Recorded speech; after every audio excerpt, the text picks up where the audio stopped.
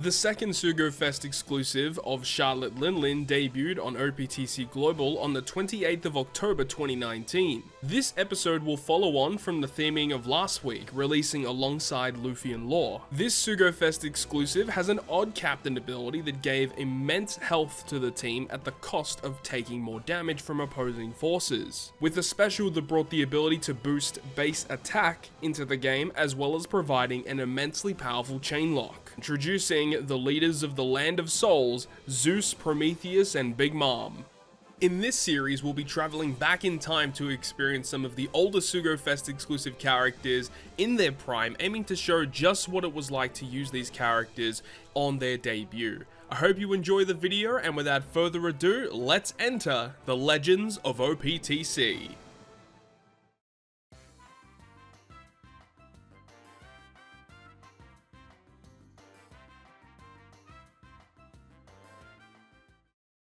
So thank you very much for checking out yet another episode of the Legends of OPTC, and we're looking at the second half of this batch this time around with Zeus, Prometheus, and Big Mom. So this was definitely considered like the consolation prize of the Sugo Fest that came out. Obviously everyone wanted Luffy Law, and if you got him, everyone was really happy. But if you got Zeus, Prometheus, and Big Mom, like, yeah, they're kind of cool, but it's not the prize that everyone ultimately wanted to get.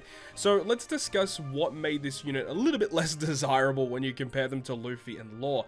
So each version of this unit, obviously it's a dual unit, and I believe this was the first dual unit that I can recall that was int on both sides of the unit. And you had, you know, Powerhouse Striker and Powerhouse Striker for each side of Zeus and Prometheus, and then in their combined form they become a slasher, which was kind of interesting, honestly. We move on to the captain ability. Now the two solo captains are the exact same. You needed to have one of every color on the crew, and as soon as you see that condition, you know that it's going to be a little bit iffy, a little 50-50. So you needed one of every color, and on top of that, increases damage received by 1.75 times for the crew. Remember, if you run double Big Mom, these multipliers actually go together. Let me pull up the calculator real quick. What does that actually equate to? 1.75 times 2. So you're taking 3.5 times additional damage if you have double Big Mom. So obviously a pretty big drawback. Then, if you are fulfilling that condition, you also get a 3.25 times attack boost, and you get 2 times HP, and recovers HP proportional to the number of enemies that you've defeated in the turn times the crew recovery amount. So basically what this means is every time you kill an enemy, you heal back, you know, however many enemies you killed, multiplied by your crew's recovery. So if you kill 2 enemies and your crew's recovery is 3,000, then you heal back 6,000. I believe that's how it's supposed to work. So yeah, it's a pretty mediocre captain ability, honestly. You look at the dual captain and they just buff the numbers to become a 4 times captain instead, and that's essentially it. And then, you know, it's just crazy that you have to fulfill this crazy condition to have this 4 times boost. And then you look over at Luffy and Law, and, you know, you've got this essentially flat 4.5 boost, flat 3.5, flat 3x with healing every time you hit a perfect. Like, it's crazy. You know, it's crazy when you compare these two characters that debuted together, and this happens a lot of times when they had double legend debuts, specifically like Shank's crew, which we'll get to eventually down the line. But man, they really kind of screwed up this character, honestly. We'll look over to the, what's next? The switch effect. The switch effect actually is very good for this character, I must admit though. Removing paralysis completely on herself, and then changes her own orb into matching, unfortunately doesn't go through block, and then gives herself a 1.5 attack and a 1.5 orb boost, which if you multiply 1.5 and 1.5, it actually gives her a 2.25 times attack boost every time you switch, and a matching orb. It's actually very good.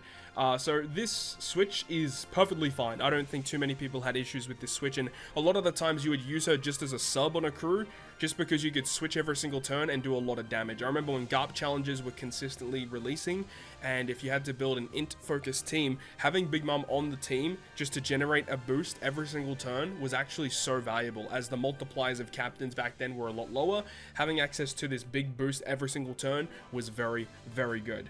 We're moving on to the special of this unit, which this was the first character in the game to introduce base attack boost. So her special gives a base attack boost between 1 and 1000 for 1 turn, depending on your HP. So this means that if you're at 100,000 HP, you get 1000 base attack boost. If you're at 50,000 HP, 500 base attack boost. You can figure out the rest from there. Then it says that if you have above 50% health when you launch the special, you get a 3.5 chain lock for 1 turn. So this was also very powerful. I believe this was like equal highest chain lock at this point, or it was either equal highest or the highest chain lock at this current point in time. So this is a good special to run as a crewmate because there aren't too many characters that can provide these types of buffs. Even if like you're running a generic team that only has 20 or 30,000 HP, still getting an additional like 200 to 300, you know, base attack boost and then a 3.5 chain lock is still really nice. So not a bad unit, I guess, but it's just the fact that this unit debuted alongside Luffy and Law, and when you compared the two of them, it's pretty easy to see that Luffy and Law were a much better unit. And especially because supports were becoming more common, and you got Luffy and Law who get access to very good supports, and then you get Big Mom, which didn't really have a lot back then. So yeah, look, Big Mom is just not the desirable character of this batch, unfortunately, when you debut alongside Luffy and Law. So as I said, basically a consolation prize when you compare it to this character. But let's go ahead now and showcase what she's able to do against some content. So let's actually have a look at Clash Usopp and Chopper, which I believe was the clash that actually debuted alongside Luffy, Law, and also Dual Big Mom. And I also believe Usopp and Chopper Clash was a global first event, which is kind of interesting because, you know, a lot of the events were tailored towards Luffy and Law, and then they decided to give something that Big Mom was actually good against. So this is what we're going to go ahead and showcase today, just to show how Big Mom actually works and how you would use her in content. And, you know, I actually didn't have a dupe of Big Mom ready to go. Obviously I could have devolved my current Big Mom, but she just got the Super Evolution, and then I'd have to wait a bunch of months and before I even get the skulls again. It wasn't gonna, you know, run around with all that. But we've also got Gear 4 Luffy. He's gonna be a really nice attack booster on the last stage. But remember, with the way the Big Mom works, we need one of every type on the crew, which is one of the main reasons why people wouldn't often use this character as a captain. Because, you know, remember back when this character first came out, the pool of units was a lot smaller, and you still had to deal with a lot of different gimmicks, and it was actually pretty difficult to get around a lot of the stuff that you had to deal with. So because you needed a type restriction and you also had to get around gimmicks, Big Mom wasn't really the best option. But for this piece of content, she's very, very good against it.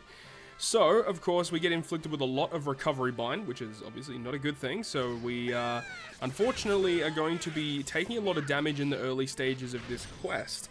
Because remember, when Big Mom is the captain, she does increase your damage taken. So when you're using double Big Mom, you're getting increased damage taken inflicted, you know, multiplying those two effects together, which is, you know, pretty bad. So you'll see here, we're going to take a lot of damage from this one mob character here, and you do see that every time we kill something, we're going to be getting this healing back every turn. Obviously, Recovery Bind is restricting us from doing that, which is a bit of a shame. And then the switch ability, which was one of the best components of this unit to generate a guaranteed matching slot and a 1.5 attack and all boost for the character, incredibly strong. And, you know, of course, when you do 1.5 multiplied by 1.5, it's a 2.25 boost. So this character generating a 2.25 times boost every single turn is obviously very, very good. Let's go ahead and kill the mob here, and then we'll move into stage 2. We do need to start getting some health back, which I think we should be able to do. We only have one more turn left on this recovery bind. The lobster's on a 1-turn cooldown, so he is going to be hitting pretty hard against us. We've got to make sure we get rid of the seahorse, though. He is a bit of an issue. And we're going to take some damage here from the lobster.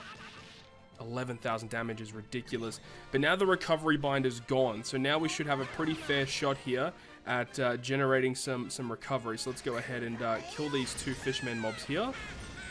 And then we'll take some damage from the enemy. But that's another thing as well, is that the healing that you get from Big Mom will only happen at the end of the turn, even after the enemy attacks. Kind of similar to how the ignite effect works when you ignite an enemy. It doesn't actually occur, the burn effect doesn't occur until the enemy has performed their attack, which can definitely be a little bit troublesome depending on the content you're coming up against. So at this point here, we want to get some health back, so let's go ahead and just pick up some of these recovery slots. Because remember, when we use the special of Big Mom, depending on how much HP we have, we're going to be getting a base attack boost that will help us give us a lot of additional damage. So if we can go ahead and pick up as much as we possibly can, that's going to be useful. Another thing though here is that we actually have quite a lot of stall already done, so I actually don't think we need to do that much stall anyway. So I guess we can go ahead and move on.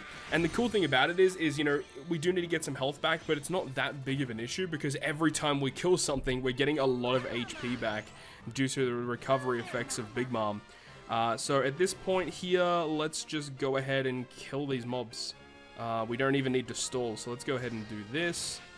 Bing, and then we'll attack with type advantage to give us the best point at killing. Boom, easy. And see how much recovery we get back? 25,000 HP recovered at the end of that turn. Like, it's just crazy. Just so much healing back. Even though we started off a little bit rough, we're in good stead right now. So now we've got Usopp and Yasop.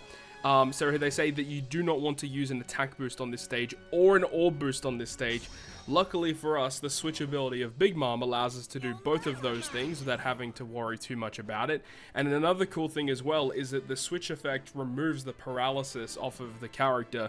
So Big Mom is basically built for this, right? Especially because we have double Big Mom. We can use one of our Big Moms to pierce the barrier. The other one that we initially swapped, which has the attack and orb boost on that character, can be our last hitter. We don't need to use two Big Mom specials in the next stage, so we can actually use one of them now. So Big Mom's really cool, of course. We get the 3.5 chain lock, which at the time I think was the highest chain lock in the game, and a up to 1,000 base attack boost. We're not at 100,000 HP, so the base attack boost that we'll get will be 367 base attack boost, I believe. Something like that. Yeah, there you go. 967 base attack. And we should be able to comfortably get the knockout here. So, of course, we'll attack with the captain first to pierce the barrier, and then go ahead and get the dub.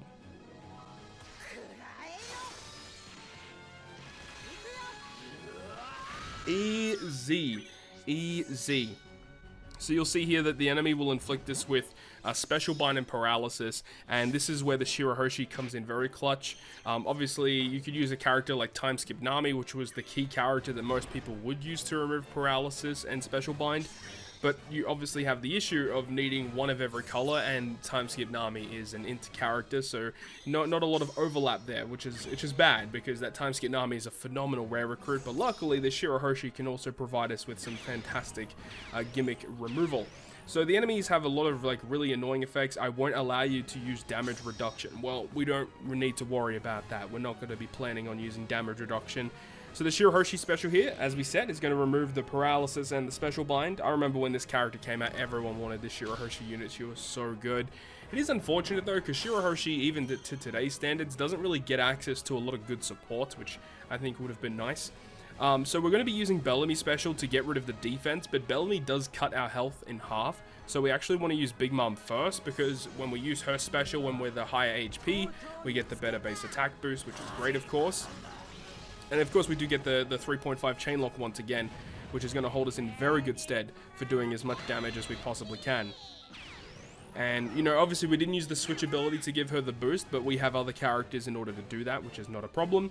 The Bellamy special here is mainly just here to remove the enemy's defense. Going to be very, very key for us to do that. And then we can use the special ability of Ace, which will change the slots that we have into matching, which is great, as well as providing an orb boost to Fighter, Free Spirit, and Powerhouse, which is almost all the team except for the Shirahoshi. She's a Cerebral Free Spirit. Oh no, she is Free Spirit. Yeah, she does get the boost. Everyone gets the boost here. Bellamy's a fighter, Luffy's a Fighter, Free Spirit, and obviously the two Big Moms are Powerhouse units, so that's great. And then Luffy is our final character here, our quick unit in the team, which is going to be an attack booster, providing a 2x attack boost to the crew. And we've already made the videos on this Luffy character before. Such a powerful unit, man. So good. And then we get the attack boost, and the enemy Usopp at the top there does have a combo hit barrier, so he would be annoying to deal with, but it's not going to be that bad because we have a lot of damage across the board here. Should be a pretty comfortable victory from here. Let's get it.